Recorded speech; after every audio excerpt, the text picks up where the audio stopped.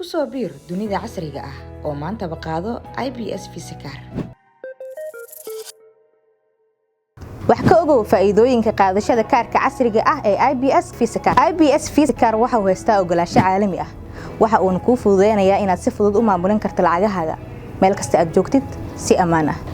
xilliyada safarkaaga ha ka walwalin qaadashada lacag cadaan ah. IBS Visa Card waxaad ku isticmaali kartaa dunida meel kasta aad u safartid adigoo lacagtaada kala bixi kara ATM-yada yaala adduunka. IBS Visa Card waxaad wax ugu iibsan kartaa suuqyada iyo dhammaan dukaamada caalamka. sidoo kale wuxuu ku fududeynayaa inaad wax ka iibsan kartid internetka. IBS Visa Card waxaad si fudud uga jaran kartaa tigidhada diyaaradaha, basaska iyo tareenada caalamka oo dhan. ku horumari xirfadahaaga aqooneed oo wax ka bar internetka adigoo isticmaalaya IBS Visa Card. IBS Visa Card wuxuu ku sahlayaa in aad lacagaha aad ka sameeyso internetka ama kugu soo dhac baybalka uga bixi kartid si fudud oo ammaan ah.